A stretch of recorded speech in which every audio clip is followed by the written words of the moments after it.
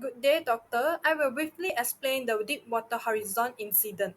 On April 20, 2010, the Deepwater Horizon oil rig exploded while drilling BP's Macondo well in the Gulf of Mexico.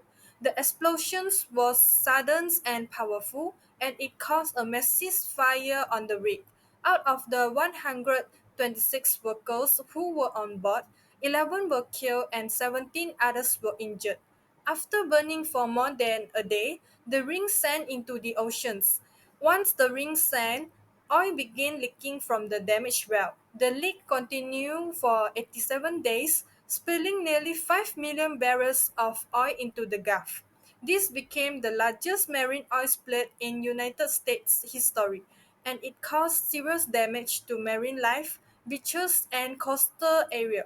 Investigations found that the explosions was strongly linked to multiple cost-saving decisions that reduced safety. BP used a risky well casing design. They installed two failed centralizers and they skipped a cement-bound lock test that could have checked the well's safety. These shortcuts weakened the well structures and allowed gas to escape, which led to the explosions.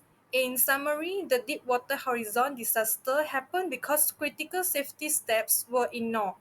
The result was a tragic loss of lives and a major environmental disaster.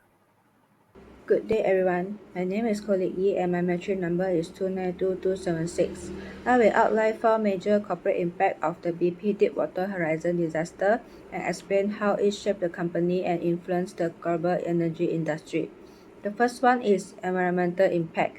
The Deepwater Horizon spill released nearly 4.9 million barrels of oil into the Gulf of Mexico, devastating the marine and coastal ecosystem. Tens of thousands of marine animals died and sensitive wetlands were destroyed, causing long-term ecological damage. The disaster also had severe economic consequences. Coastal communities dependent on fishing and tourism experienced drastic income losses. For example, commercial fishery reported a sharp decline in catches, and tourism revenues in Gulf states fell dramatically during the month following the spill. The environmental and economic effects were deeply intertwined, illustrating that the corporate accident of this scale can ripple far beyond the company itself, affecting ecosystem, livelihood, and local economies for years. The second one is financial impact.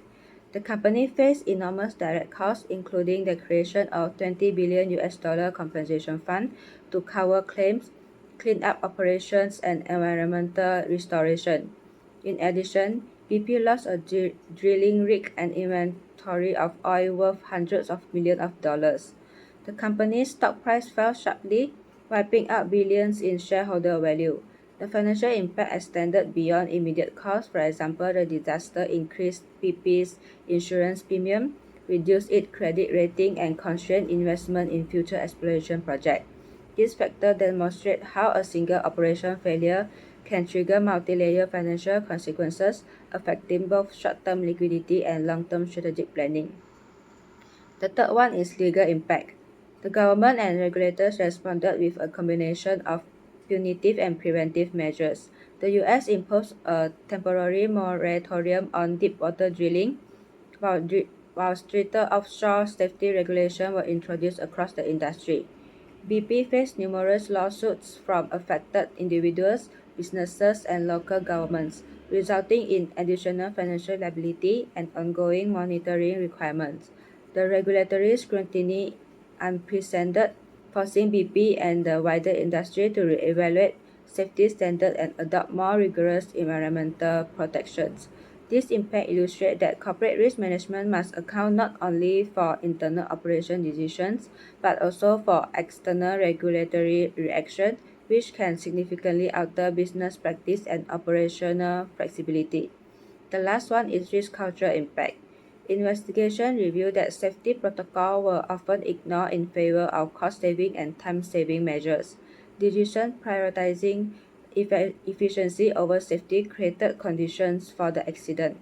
As a result, BP undertook a major internal restructuring, strengthened accountability system, implemented cross-site safety training program, and revised its risk management framework. The company also launched initiatives to rebuild stakeholder trust and demonstrate a genuine commitment to environmental responsibility. This shows that corporate culture and leadership practice are critical determinants of organization resilience and long-term sustainability. Good day everyone, my name is Lolishan, number metric 293639. As mentioned earlier, while the Deepwater Horizon explosion was a technical failure, it was also deeply rooted in BP corporate culture. First, BP has a very strong performance-driven culture. Managers were constantly pushed to meet production targets, save money, and finish projects fast. Safety was talked about, but in reality, it often came second to cost and time. For example, the team chose a cheaper and faster well design instead of the safer one, even though engineers were uncertain about how it would perform under deep water pressure. That shows how the company focused on efficiency and save cost influence risky decisions. Second, BP structure made things worse. Decision making was very decentralized. Local manager has a lot of freedom, but not much oversight from the top. This means every site ran things a bit differently. Without strong supervision, safety practices were not consistent, and there was no clear accountability when something went wrong. Lastly, BP has serious communication problems. Even though contractors like Halliburton warned about safety risks, their concerns were often ignored or brushed aside. Employees were under pressure to avoid delays, so raising safety issues might make them look slow or inefficient. This culture of silence made it hard for everyone to stop a bad decision before it was too late. All these factors like pressure to perform, the lack of oversight, and the weak communication create a mindset that where risk was normal. Managers become overconfident and make quick decisions under uncertainty, which eventually lead to the explosion. So in short, the disaster was not just about technical failure, it was also cultural failure too. Good day, doctor and everyone. My name is Lijai. My number matrix is 291802. Now I will talk about the strategies to strengthen the risk culture. So the first is awareness of risk management in operations. When the employees understand that how their actions can be affect the operational risk, the organizations become less vulnerable to mistakes, fault, and inefficiencies. The institutions of risk management also highlights that the importance of empowering employees to detect, assist, and respond to risk early. One useful tool is risk type of compass, which helps the organizations understand how different individuals perceive and handle the risk so the team can work more efficiently together. So the second is transparency. The communications is also crucial. Employee needs to feel safety to sharing the concern, and leader must be willing to listen and take actions. The information about the street incidents of system awareness should flow clearly across all the levels. In BP case, the weak communications means warnings from frontline workers never react to senior management, which contributes to managers' failures. Accountability in leadership is tied everything together. When the management responds quickly to safety concerns of risk issues, it builds the trust and prevents the small problems from growing into the serious incidents.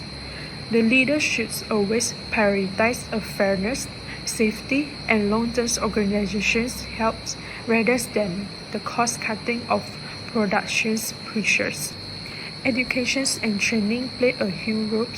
Everyone from top management to frontline staff needs the knowledge and skills to identify the response of the risk. Ongoing training in process safety, emergency procedures, and risk awareness strengthen both individuals' competency and the organization's overall preparedness. The organizations can use the annual course, online platforms, and knowledge sharing forums to keep the staff updated on new risks and best practice.